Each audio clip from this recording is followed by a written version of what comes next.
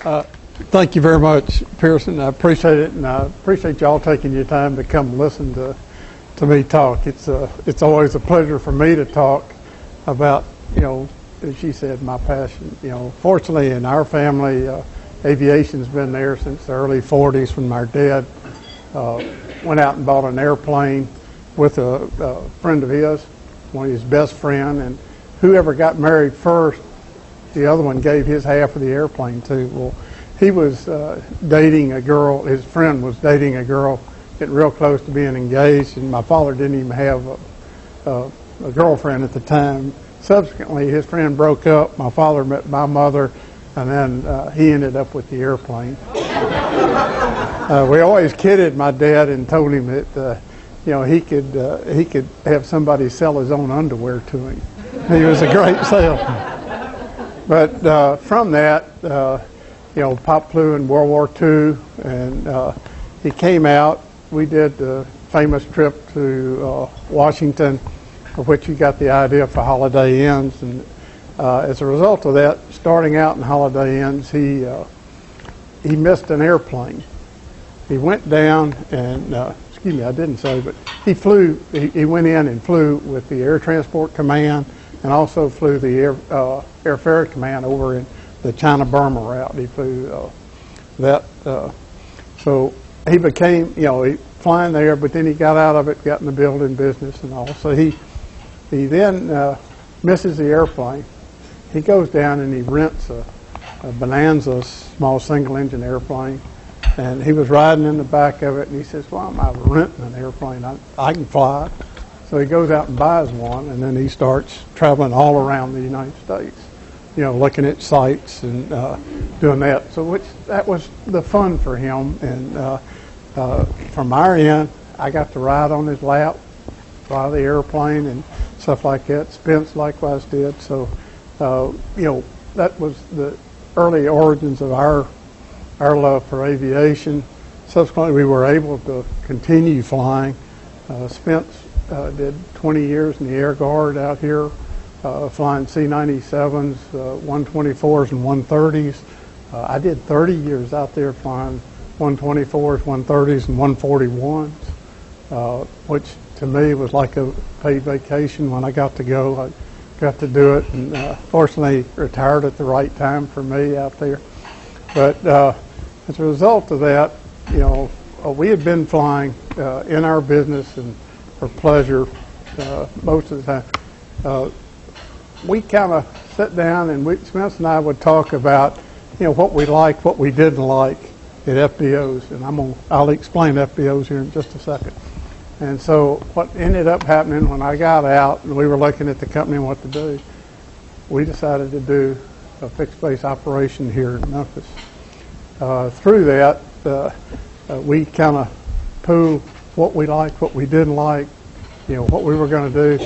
So then we brought in the element of hospitality, which had not been in aviation at that time. It was strictly just a gas station for airplanes, and that's my definition of an FBO, which is a fixed base operation. Just to give you some little notes, these surprised me when I do, but there's about 55,000 airports in the country, of which there are only 86 major airports that have 1 million enplanements, and that's a person getting on an airplane. And of that, there's only about 15 or less that do 90% of the enplanements in the United States. That's Chicago, Atlanta, up in New York and whatnot. So from that, you'll see that the general aviation, which is the other end of the world spectrum, there's 220,000 aircraft in the United States. Way far exceeds any country, pretty much all of the world in that end. So that they flew 24.5 million hours last year of flight. Categories, and the way I use the categories are their commercial airlines, which are 121. That's an FAA part. That's about all you need to know about it. And then in general aviation, there's a Part 91, which is a corporate aircraft if you use it for pleasure and all. And then there's a Part 135, which is a part which is for hire. And they fly to the same standards as the 121 carriers. The only difference being is the maintenance levels on the bigger jets compared to the smaller jets. But everything in aviation is looked at least annually, and then they go through certain checks, and the big airplanes, C checks, D checks, and where the airplane basically gets torn apart and all. So an airplane is not like a car that never gets looked at. If the airplane sits, there's a time frame that you have to have it done. You know, they either catch you on time or they catch you on hours flown. It's got you either way. And then, you know, from a fixed base operation side, we deal with the general aviation primarily. However, we're unique in we operate in Memphis, we operate in Charlotte, at Charlotte Douglas Airport, the main airport. We operate in Chattanooga at the main airport, and we operate at Houston Hobby. So we've got varied of those. Two of them are ones that we have leases with the airport on, and two that we manage for the airport authority, which is kind of a different ball for most FBOs. It's been kind of fun for us, but in the Part 91, that's the you have fixed wing, which are the airplanes. You have rotorcraft, and then in our particular situation, we deal with the commercial carriers. We deal with aircraft we did the Antonov 124 that was here a few years back. That's the largest cargo airplane in the world. We spent 9 hours just putting fuel on it, if you can believe that. I think it was just under 200,000 gallons. I mean, it was absolutely amazing. We'd have trucks hooked up going back to get fuel. But we deal with all of those. And then, as I said, the FBO, it really stands, in my opinion, to tell everybody it's a gas station for airplanes, period, end of story. It's kind of fun when you do that. But that entitles, what we do at an FBO is we do fueling, defueling, we do hangar storage, tie downs for airplanes that are there overnight. We have aircraft management, aircraft crewing, aircraft cleaning, aircraft maintenance, and avionics maintenance. We have emergency removal we're required to do for aircraft that are disabled within the confines of the airport. We don't do anything outside. And then we have our facilities, you know, of that which we handle the arriving and departing passengers. And you come in and deal. For that, we've got the lobby, restrooms, conference rooms, pilots' lounges, got crew areas where we work to give a place for the crew to be while their boss is doing work while they're away from the airport. And then you have sleep areas or quiet areas for that. With that, we do car rentals. We're a big provider of car rentals. Here we operate, like in our facilities here, we have Hertz computer and all. We do everything Hertz does. We just call them, tell them how many cars we've got to have over. We do everything else from that. Do catering. And what we did with this is an operation interesting. It was primarily with Memphis because we screen for the TSA. And private aircraft and certain size commercial aircraft, you have to do screening. We do it like for the Grizzlies. We did it for the NBA until just recently. Delta, when they cut the main flights off, they moved that screening back to them, and they do the rest of the ones. But we used to do all the NBA with the exception of 2 teams, I think. But we do. Right now, we'll do like the Dallas Mavericks. They come in a 757. We handle that on our ramp. We've had 767s on our ramp on down. This weekend, kind of an interesting thing is we had a whole squadron of F-18s. We had 18 F-18s on our ramp. They were all Canadians. They were moving from we don't know where they were going, but they did a full squadron move. So we had them, and what's been fun with us is we've had some linemen that work for us, and we know how to handle them. We can hot brake them, we can park them real tight and everything. Which the first F-18 came in to us, we had a young sergeant was a crew chief in the Guard out of Dallas.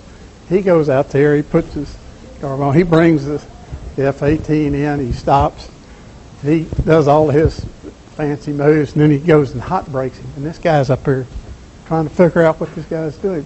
Parks him, gets out, and didn't realize, but the guy's a crew chief on the F-18 on the weekends. And so he taught the rest of our folks how to do that. So it's fun when we deal with the military. We have the military contract for us. We see all sorts of helicopters in there, the big ones, the Apaches, the dust-off ones, you name it. We have them all come in when they stop through Memphis to refuel and all. So there's a lot going on out there, and one thing I stress with our people is purely safety. I mean, your lives are dependent on what we do out there.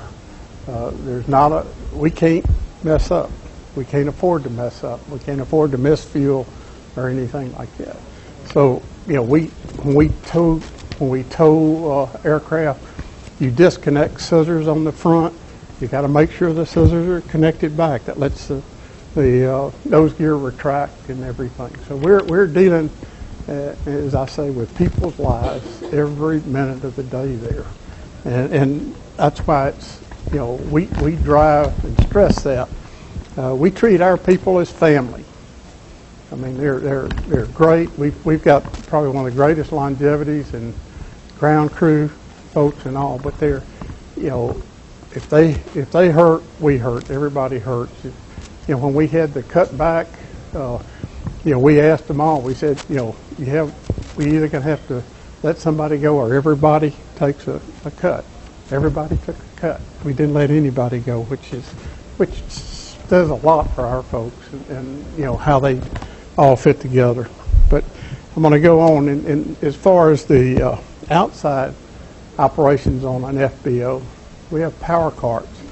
Airplanes take power to operate. If you see one sitting out there, it's going to either operate off of what you call ground power, a GPU, or it's going to have a APU, which is in the airplane itself. All the airlines have APUs in the back. Primarily, they can run on the ground. It provides air conditioning, runs all of the electrics for the airplane, hydraulics, etc. We provide power carts for that, for ones that don't have it. The smaller they are, they don't have that normally. It also helps them start, saves their batteries and everything. We do towing of the aircraft. This is probably the thing that you probably see the most. And I'll tell one story. Is I got a call from my brother-in-law, Bill West. And he said, where can I get a left wing for a King Air 90? And I said, what are you talking about? He said, they just broke a tow bar up in Nashville. It made the national news. Had his King Air head is sitting like this. They ran another Gulfstream 5 into it. It's probably one of the worst things besides a death that an FBO can handle. When you think of it from just the operational side. And it turned out they had a guy that wasn't certified to tow. They had the wrong tow bar, and it was on a hill deal, and it got away from the kid. But it basically totaled Bill's airplane, and then Lord knows how much it cost to fix a Gulfstream besides the downtime. But these are things that we look at. But we also we do lab services. Most airplanes, have the bathrooms and all. There's always somebody down there that's got to deal with the other side of it. We have lav carts and all that we do that with. We marshal. And for the bigger airplanes, we do the air stairs and we do the baggage. Loading and unloading, we do the cleaning of the airplanes. So as you see from what you're doing, there's a whole bunch. We'll have general aviation, air freight in there. We've got forklifts to move the air freight and all. We do air carriers, I said, large charter. They have a deal. It's the terminology is like a 100,000-pound airplane, but if you have a private, if you have an airplane over a certain weight, it's I think in the 90s right now. You have to. The belly cargo doesn't get checked, but all the individuals get checked. So it has to go through a vetting process for that, and that's where they go through screening for us. They have to come in, sit down. We do the wanding and all, and right now we still do all the screening for the NBA, but we do it in the back rooms down at the FedEx Forum, and then they go on a sterile bus out to get on the airplane. So we do that, and that's, I would say we're probably, and I don't think I know of any other facility that does that than our facility at Memphis. In the military aircraft, we do all of that, as I've spoken to you about before. You know, competition in FBOs is not necessarily just the guy across the field. We look at where the guy's coming from that's coming to us, where he's going after he leaves us, and we look at what their pricing is. Fuel is where the dollars are, the revenue. That's the biggest revenue producer is what you make off your fuel. And for that, you know, in the corporate side, they look for a lot. They want, you know, they want crew wants a car. They want this. They want that. I mean, there's a lot that goes into that are just kind of the freebies, I might say. But somewhere you got to pay for it. So you look at the other, and the then we have. There are a number of companies that have credit cards like Colt and like Air Fuel, and these are ones that people can belong to, and they ask for discounts. Everything you have a posted price, and there's a discount pretty much based on the total amount of gallons that you sell. And then you have the cards like Colt and them. They come and negotiate a price with us, and then there's an association called CAA, and they're made up of all of their owners pick one FBO on a field, and everyone likes to you know how they're handling price and all, but price is a part of the big picture in that. And then so their members all go to that. It's a great association, and fortunately for us, we happen to be their choice in all of our locations. Now, taxes, so you understand, originally there was an aviation trust fund set up back in the 50s, and aviation was going to be totally self-supporting. And aviation could be self-supporting with the exception that our elected politicians started pulling money out from the aviation fund, and it goes to the highway fund, and it goes to the railroad fund, and what's happened is now the pot that was, and it was all paid for by aviation assets. So I mean, it was aviation.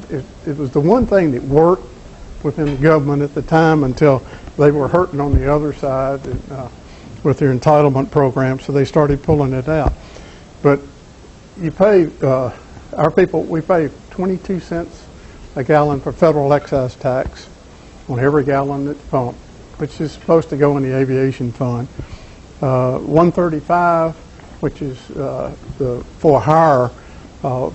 On the airline side, the airlines pay 7.5% for every passenger. These folks likewise pay an additional 7.5%, so it's equal on that side. And then Tennessee is a unique animal in that it has a aviation trust fund that they pay 4.5 cents into.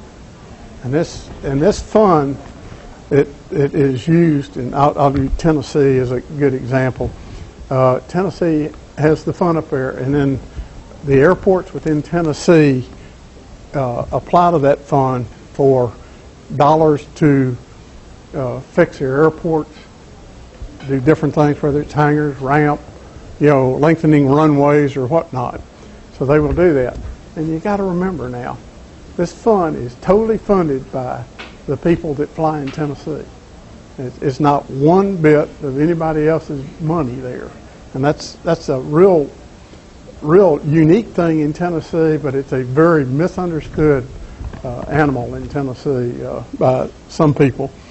Who travels on airplanes?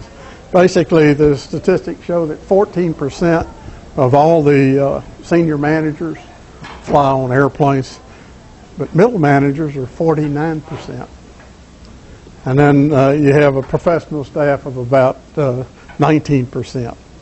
So it's a unique mix. This is not just yours truly's airplane, the CEO's airplane to do stuff, but you got to remember, an airplane is a time management deal. The majority of, I think it's over 70% of the Fortune 100 companies have aircraft, and they account for almost 70% of the profits. I mean, it's basically how you can manage your time. I will help you with just think about going to Atlanta from here. If you take two people that are going to Atlanta, they're going to do business, it goes to the airport, you got an hour there. The guy doesn't show up at the FBO until probably 10, 15 minutes before he gets on the airplane. He's on the airplane. He is in Atlanta before the other aircraft ever takes off here in Memphis.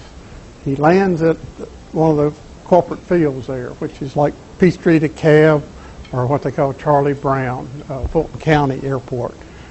He's closer to where the business is. He's probably maybe 20, 25 minutes to where his business is. Now, about the time he's at the business, the airplane arrives at Atlanta, Hartsfield. And hopefully, and I'm not fighting the airlines, but it's just the way it works. When you do the hub and spoke deal, the airplane would land there, but you got to remember, if Denver goes down or Dallas goes down, and Memphis and Atlanta are fine, airplane might not be here to go down. So you got to start thinking that when a hub goes down, it's very tough throughout the airline deal, and it usually takes them 2-3 days to get everybody back into gear, to get all the planes back around. So I mean, it's truly an interesting deal. In the corporate side, it's just going from here to there. If the weather's bad here and bad there, we got the same problems as the airlines, no question. But they have other outside things that are not affecting these two locations that way. So when you think about that, then that gets back to the time management. Most people don't think about putting a price on what an hour is worth to you. You might look at what it costs on the airline, and let's just say in the airline that you got, say that ticket's $1,000, and it might cost you, assuming that you had a pretty full airplane. Some of them you can totally justify the airplane, but then in just with airline fares. But if not, you can start looking at what your cost, what you're able to accomplish, and be back. Like that guy that I took went down. He can do a day's business, and the other individual, if he can catch a red eye back, he's lucky, or he's probably going to end up staying over and then coming back the second day. But that's just the difference in the way corporate aviation and the airlines work. We opened Wilson Air Center in 1996, and what we did with it is a couple of real interesting things. We brought the hospitality business in, as I mentioned earlier, and the fun for that is we've got a concierge. They meet you at the car. They meet, handle your bags or meet you at the deal, and then we built a canopy. This was something that I got very interested in. We were not the first one to do canopies, but I think we're the first one that did the canopy right. We sized it right and all. As I always kidded my dad before he died, is I said, I'm not smart enough to have the brains you had to come up with what it took to put Holiday Inns together. I said, but one little knack that I can play with, I've been fortunate with, is I can tweak things, and look at how. What helped me was my military background and dealing with big airplanes. I know that, you got to have 10 feet on wingtips. You got to do different stuff like that. And you got to remember, a big corporate jet comes in there. A big one can have 100-foot wingspan, and that's 120 foot to me. I don't think about that because he's not going to get that close to the, to one of our columns. So we built our facility here in Memphis. We sized it for a big airplane, multiple airplanes to have under there. The other thing that came about with that is through the military side. I was always intrigued with everything, but we operate it like an aircraft carrier. The airplane comes in, people get off, we move the airplane. The airplane gets set outside to depart from another location. And if we don't do it, and one of the deals, we have a policy with our people that they can't say no. Our people have to figure out how to make it work. The only ones that can say no are the top level management like myself or whatnot. And fortunately, I can say since '96, maybe 2 times that I can remember, that we just said we can't do it. It was unsafe on both issues that we wouldn't do it for somebody. But another thing I learned, and I copied off Brother Spence and Pop down in Orange Lake, and Pearson can do this, but when we answer the phone at Orange Lake, it's a beautiful day at Orange Lake. We don't care what it is outside. Nobody knows the difference. But in the process, we answer, it's always a beautiful day at Wilson Air Center. I called up there one morning right after we opened, and my girl said, Wilson Air Center. And I said, what else are you supposed to say? And she said, oh yeah, it's a beautiful day. I said, well, why isn't it beautiful? And she said, it's raining out here, cats and dogs, Mr. Wilson. I said, well, go right outside, stand under the canopy, and you'll see how damn beautiful it is. We have never had that problem again since that I'm aware of. But with that, and with the can't say no, right when we first opened, we try and take care of everybody. Usually a guy comes in a big Gulfstream. We treat everybody the same. I don't care if he flies a small single-engine piston or he's in a Gulfstream. First guy gets there gets the first slot. That's just the way it is. Because I know that the guy flying a little airplane, a lot of chances he's got a big airplane, or he's going to get to be flying something like that. I mean, it's just the natural progression in aviation. So consequently, we had this Gulfstream pulled in. My concierge goes out there and he's telling him we got the tow crew there to pull him, and the guy says, can't move the airplane. And he's doing all of his gyrations, talking, saying how to do it. So he comes back to me and he says, he won't move the airplane. I said, okay, I'll go talk to him. I walked out to him and I asked him, I said, I want you to answer a question for me. Okay.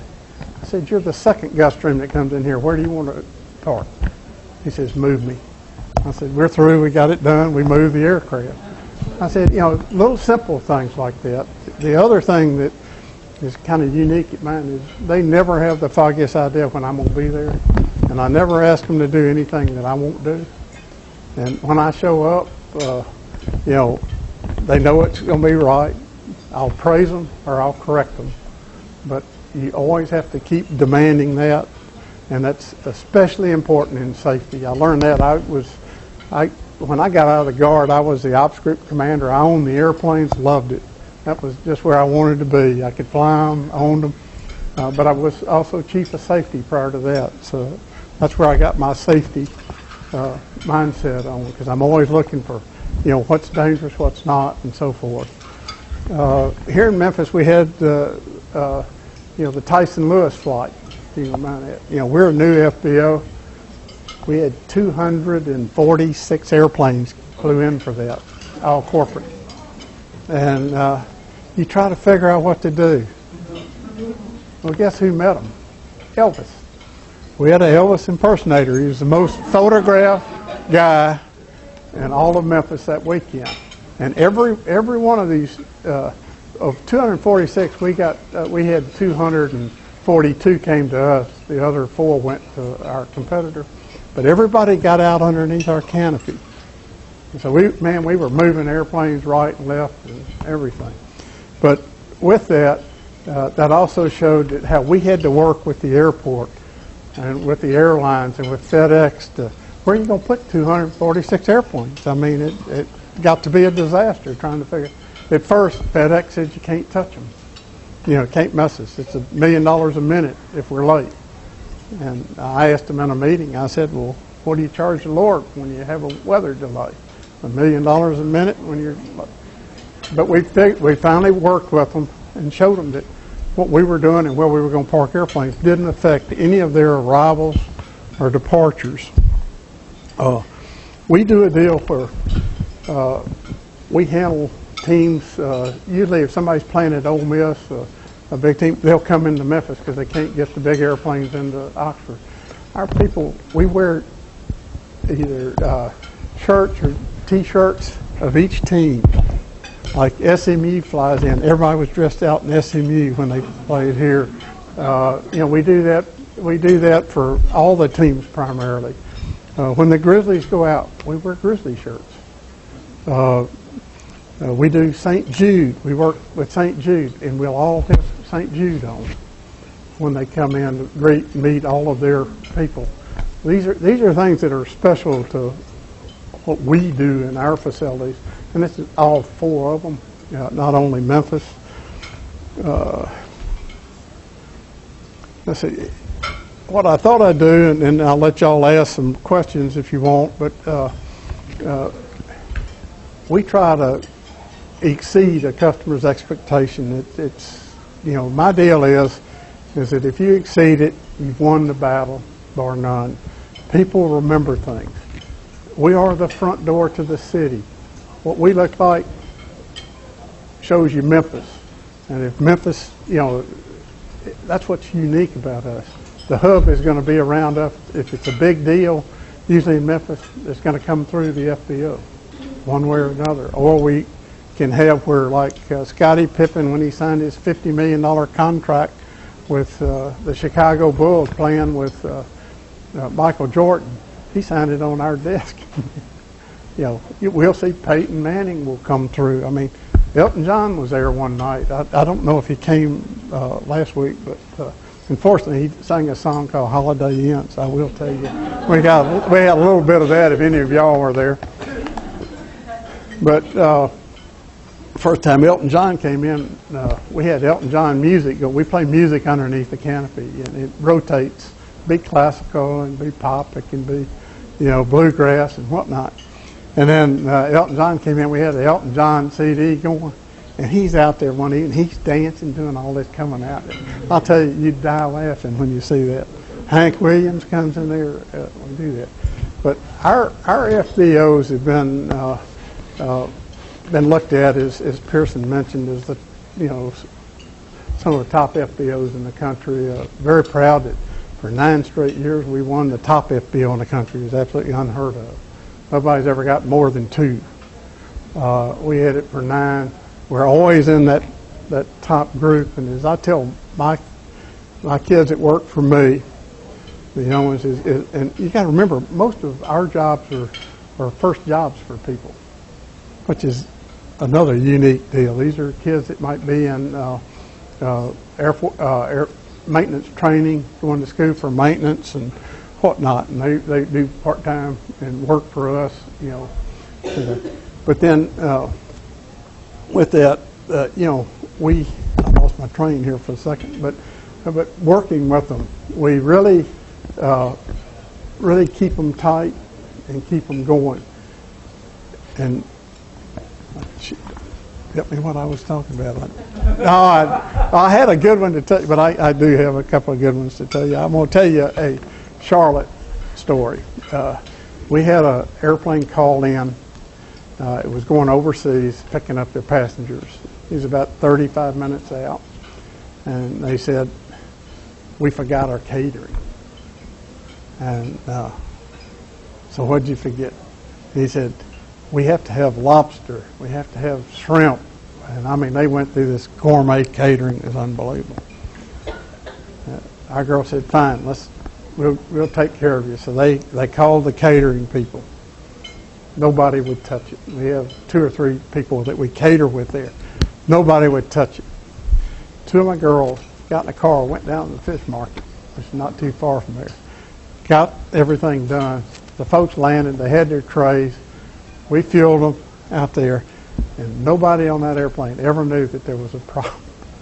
And these people were sweating their jobs, you know, that wasn't going to happen. And then we had a young wounded vet that came in, Memphis the other day, or not Memphis, but Chattanooga the other day. And it was right after that was a Chick-fil-A airplane was coming in.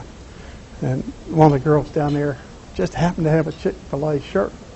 She ran out the car, put her Chick-fil-A shirt, and met them. It was the first time they'd ever been there. They about fell out. But I said, this is what's great, and this is what's recognized, you know, by our industry. And, you know, we're always in the top, and now I do remember, you know, what I was going to say. But here lately, you know, we sit there, you know, about 2 or 3. We've never been the top. However, when you break down the categories, nobody has ever beat us in customer service. They only beat us, and I tell my kids, because of me. It's sticks and mortar, because they built a much nicer facility than we have here. We have a extremely nice facility, but you got some that are just unbelievable, or they're built by the county or city or whatnot, as well as other individuals. But I tell them, I said, look, I only look at this one deal. That's you guys. And we have a policy where we will never ask for a vote. Everybody else in our industry asks for people to vote for them. And you'll go in their airport, or their facility, and it'll have vote for us for top FBO, you know, for bragging rights and all. And I said, look, you did for 9 years. You never asked for one dang vote. I said, why would you ever start thinking about asking? I said, people remember great customer service. And for that, it's really nifty. Like last year, we came out, we were the 8th one down on the list. And I get a call from Dave Ivey, my VP, that runs the day-to-day operations, and he is just down in the dumps. He said, I can't believe we're at number 8. And I said, did you really look at the rankings? He said, yeah, we're down there today. I said, no, we weren't. We were 3rd. They had 1, 2, and they had 5 tied at 3 for the numbers. And I was at a EAA, which is Experimental Aviation there, which is the greatest group of aircraft assembled in private sector. It's up in Wisconsin airport, Oshkosh, Wisconsin. And I was up there, and I was meeting with one of the guys, and we had the head of AIN magazine, Aviation International News, which has the race one. He comes over, and the gentleman I was talking to was head of Conoco's flight department, and he goes to introduce me to Wilson Leach. Well, I knew who Wilson was. We had met before. And we were talking. Wilson said, you know, if there's anything you can. I said, there's one thing, but I'll call you later on. He said, no, I want to hear it now. I said, okay. And I told him the story about why were we listed as 8 when we were actually 3. And he said, you're kidding. I said, go back and check your own magazine. Never heard from him, but they have changed it. I do know. But I think that's pretty much it for me. I mean, I hope that's a big deal, but I'll take any questions. Hopefully I can answer it.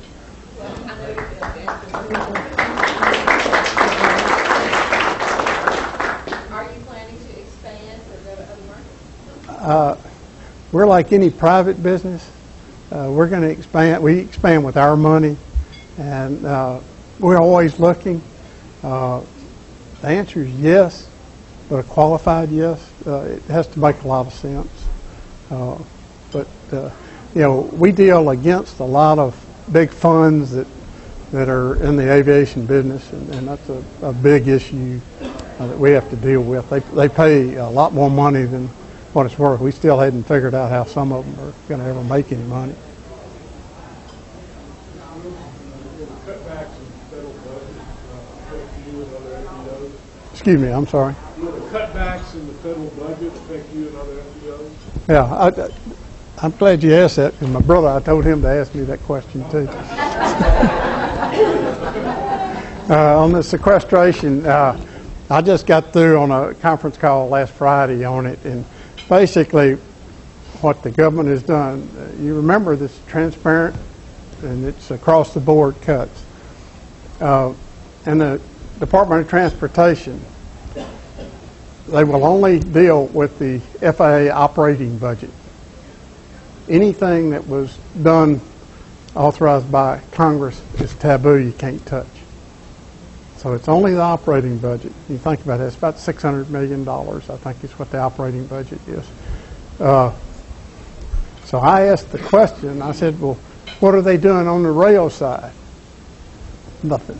What are they doing on the highway side? Nothing. Everything in the Department of Transportation is coming out of the aviation side.